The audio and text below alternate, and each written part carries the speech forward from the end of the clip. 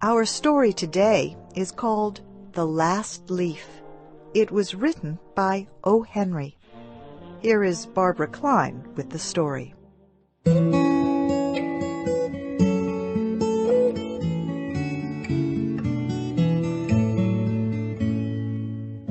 Many artists lived in the Greenwich Village area of New York. Two young women named Sue and Johnsy shared a studio apartment at the top of a 3-story building. Johnsy's real name was Joanna. In November, a cold, unseen stranger came to visit the city. This disease, pneumonia, killed many people. Johnsy lay on her bed, hardly moving. She looked through the small window. She could see the side of the brick house next to her building. One morning, a doctor examined Johnsy and took her temperature. Then he spoke with Sue in another room. "She has one chance in, let us say, 10, he said, "and that chance is for her to want to live. Your friend has made up her mind that she is not going to get well. Has she anything on her mind?" She wanted to paint the Bay of Naples in Italy some day," said Sue. "Paint?" said the doctor. "Bosh! Has she anything on her mind worth thinking twice? A man, for example?" "A man?" said Sue. "Is a man worth— But no, doctor, there is nothing of the kind." "I will do all that science can do," said the doctor. "But whenever my patient begins to count the carriages at her funeral, I take away 50% from the curative power of medicines." After the doctor had gone, Sue went into the workroom and cried. Then she went to Johnsy's room with her drawing board, whistling ragtime. Johnsy lay with her face toward the window. Sue stopped whistling, thinking she was asleep.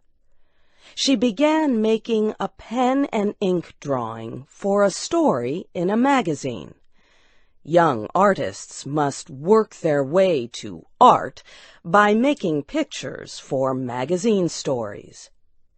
Sue heard a low sound, several times repeated. She went quickly to the bedside. Johnsy's eyes were open wide. She was looking out the window and counting backward. 12, she said, and a little later, 11, and then 10, and 9, and then 8 and 7, almost together. Sue looked out the window. What was there to count? There was only an empty yard and the blank side of the house 7 meters away. An old ivy vine, going bad at the roots, climbed halfway up the wall. The cold breath of autumn had stricken leaves from the plant until its branches, almost bare, hung on the bricks. "What is it, dear?" asked Sue. 6, said Johnsy quietly. "They're falling faster now. 3 days ago there were almost 100. It made my head hurt to count them. But now it's easy. There goes another one. There are only 5 left now." "5 what, dear?" asked Sue. "Leaves on the plant. When the last one falls, I must go too. I've known that for 3 days. Didn't the doctor tell you?" "Oh, I never heard of such a thing," said Sue. "What have old ivy leaves to do with your getting well? And you used to love that vine. Don't be silly. Why, the doctor told me this morning that your chances for getting well real soon were, let's see exactly what he said. He said the chances were 10 to 1. Try to eat some soup now, and let me go back to my drawing so I can sell it to the magazine and buy food and wine for us." "You needn't get any more wine," said Johnsy, keeping her eyes fixed out the window. "There goes another one. No, I don't want any soup. That leaves just 4. I want to see the last one fall before it gets dark. Then I'll go too." "Johnsy, dear," said Sue, "will you promise me to keep your eyes closed and not look out the window until I'm done working? I must hand those drawings in by tomorrow." "Tell me as soon as you have finished," said Johnsy, closing her eyes and lying white and still as a fallen statue. "I want to see the last one fall. I'm tired of waiting. I'm tired of thinking. I want to turn loose my hold on everything and go sailing down, down, just like one of those poor, tired leaves." "Try to sleep," said Sue. "I must call Mr. Behrman up to be my model for my drawing of an old miner. Don't try to move until I come back." Old Behrman was a painter who lived on the ground floor of the apartment building. Behrman was a failure in art.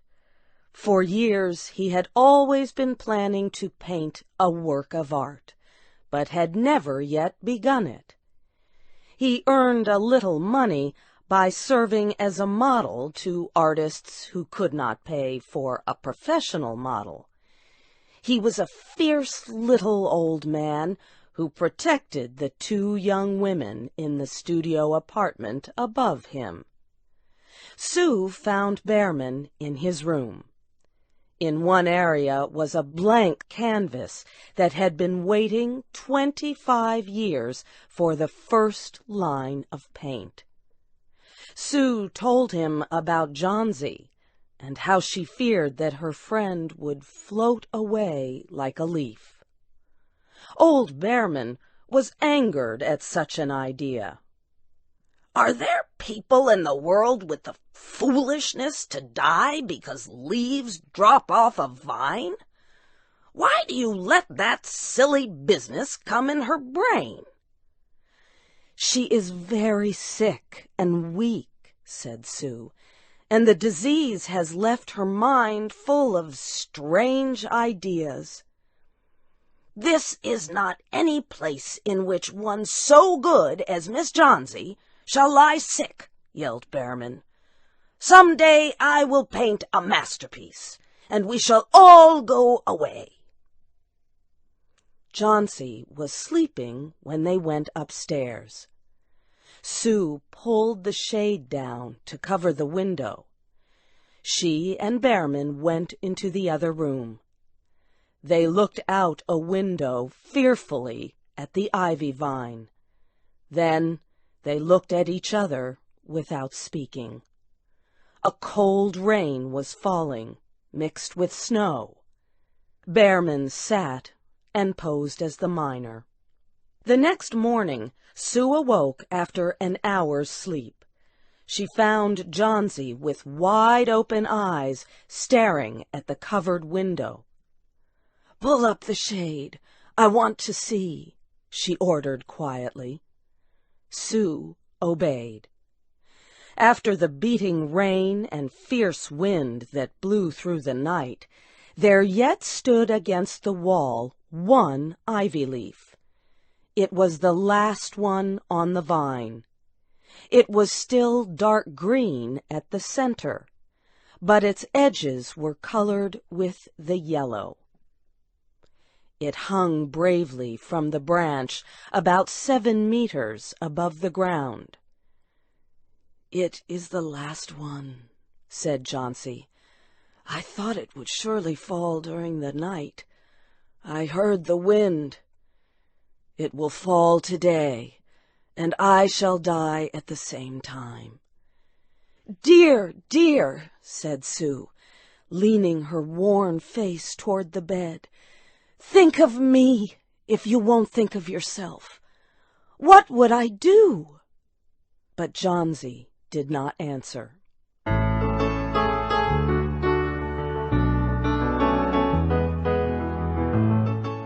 The next morning, when it was light, Chauncey demanded that the window shade be raised. The ivy leaf was still there. Chauncey lay for a long time looking at it.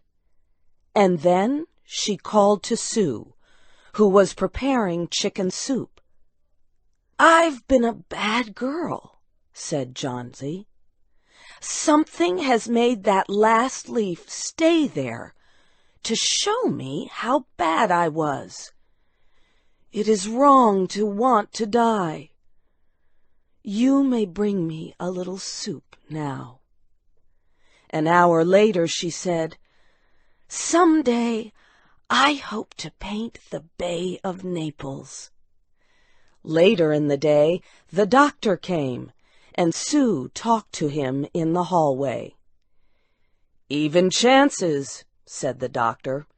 "With good care, you'll win. And now I must see another case I have in your building. Behrman, his name is. Some kind of an artist, I believe. Pneumonia, too. He is an old, weak man, and his case is severe. There's no hope for him, but he goes to the hospital today to ease his pain." The next day the doctor said to Sue, "She's out of danger. You won. Nutrition and care now. That's all." Later that day, Sue came to the bed where Chauncey lay and put one arm around her. "I have something to tell you, White Mouse," she said. "Mr. Behrman died of pneumonia today in the hospital. He was sick only 2 days. They found him the morning of the first day in his room downstairs, helpless with pain. His shoes and clothing were completely wet and icy cold. They could not imagine where he had been on such a terrible night. And then they found a lantern, still lighted, and they found a ladder that had been moved from its place, and art supplies and a painting board with green and yellow colors mixed on it. And look out the window, dear, at the last ivy leaf on the wall. Didn't you wonder why it never moved when the wind blew? Oh, darling, it is Behrman's masterpiece. He painted it there the night that the last leaf fell." You have heard the story The Last Leaf by O.Henry. Your storyteller was Barbara Klein. This story was adapted by Shelley Gullist and produced by Luan Davis. I'm Faith Lapidus.